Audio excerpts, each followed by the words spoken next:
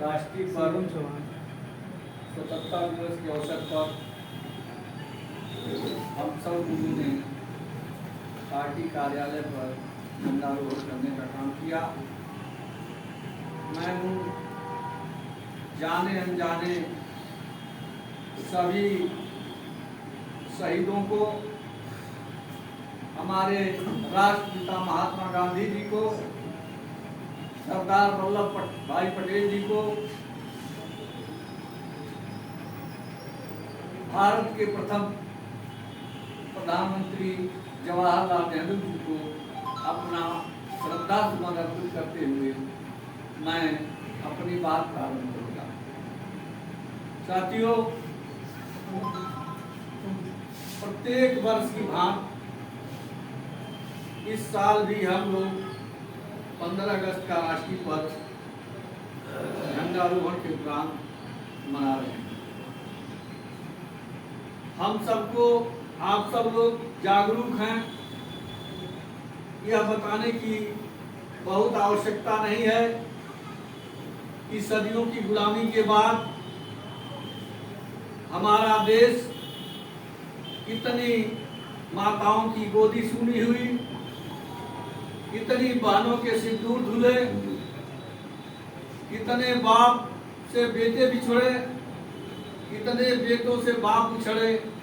यह बहुत बड़ी लंबी श्रृंखला है और उस श्रृंखला के चलते हुए सन 1917 में अंग्रेज एक कंपनी बना करके, जिसका नाम था ईस्ट इंडिया कंपनी, उस कंपनी के माध्यम से हमारे देश में व्यापार करने आए थे। उस समय भारत में छोटी छोटी रियासतें थी जो प्रायः आपस में लड़ा करती थी।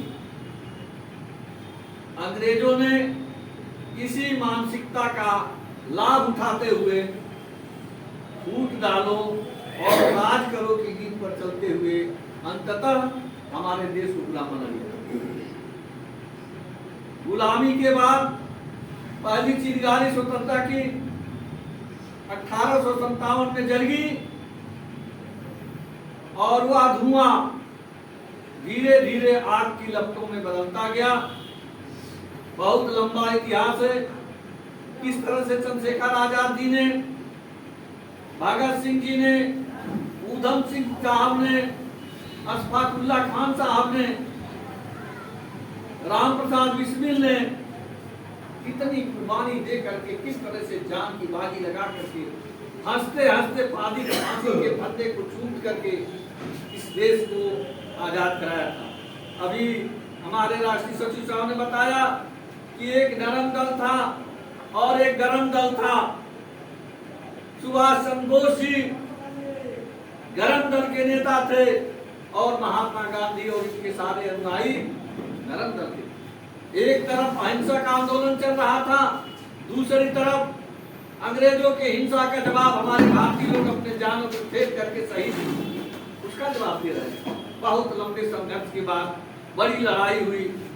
9 अगस्त 1942 को अंत में बंबई अधिवेशन में कांग्रेस ने अंग्रेज भारत छोड़ो का नारा दिया और यह लड़ाई इतनी तेज हुई, उसी क्रम में कोई जिला बाकी नहीं था, कोई प्रदेश बाकी नहीं था जहां पर यह चिंगारी न लगी हो और आंदोलन और क्रांतियां न हुई हो। उसी क्रम में बलिया जनपद मंगल पांडे के नेतृत्व में, उनके नेतृत्व में बहुत पहले आजाद हो गया था, फिर उन्होंने अंग्रेजों ने कब्जा किया। 15 अगस्त 1942 को इसी अपने जिले के मधुबन की धरती पर अंग्रेजों भारत छोड़ो के नारे के तहत मधुबन थाने का घेराव कर लिया गया था, जिसमें अनेकों राउंड गोलियां चली। 14 लोग शहीद हो गए। राम नक्षत्र पांडे, बनवारी यादव, एक चौहान जी, बंधु चौहान जी, कोयली जी, पटेल जी, तमाम लोगों ने अपने लाशें बिछ गई थी। लोग सीने में गोली खाते जा रहे थे, थाने पर आगे बढ़ते जा रहे थे। इस तरह की कुर्बानी देने के बाद ये भारत आजाद हुआ। और आज कुछ लोग ऐसे हैं जो कहते हैं कि आजादी तो खैरात में है। असली आजादी मैं तिथि नहीं बताना चाहता, शर्म लगती है ऐसे लोग के पैदा होने के भारत में, कि ऐसे लोग भी भारत में जीवित हैं जो खैरात में कहते हैं। आज भारत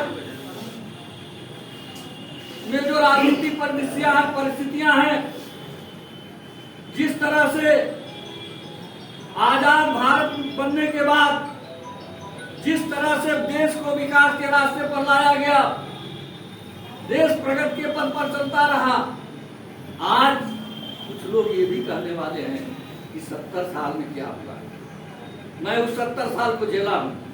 आजादी के 2 साल बाद ही पैदा हुआ, 5 साल में होश हो गया होगा, और तब से अब तक देख रहा हूं कि कितना बदलाव हुआ, कितनी परिस्थितियां आई और किस तरह से लोग कहते हैं 70 साल में क्या। देश बिकने के कगार पर है, रेलवे बिक रहा है, एयरपोर्ट बिक रहा है, बिजली विभाग बिक रहा है, और हम हाथ पर हाथ रख करके बैठे हुए। मुझे कहने में कोई संकोच नहीं होगा कि जिस तरह से ईस्ट इंडिया कंपनी बना करके भारत को गुलाम किया गया था, आज भी एक लिमिटेड कंपनी है जो गुजरात में काम कर रही है और भारत पर कब्जा करने का षड्यंत्र किया जा रहा है। हमको सावधान होना है। इसके लिए हमको पुनः एक बार आजादी की लड़ाई लड़ना पड़ेगा, और किस तरह से हमारे पूर्वजों ने कुर्बानी दे करके भारत को आजाद कराया था, हमको पुनः एक बार आंदोलन करना पड़ेगा। इन्हीं शब्दों के साथ पुनः उन शहीदों को स्मरण करते हुए, श्रद्धांजलि देते हुए अपनी बात को समाप्त करते हैं। जय हिंद, जय भारत।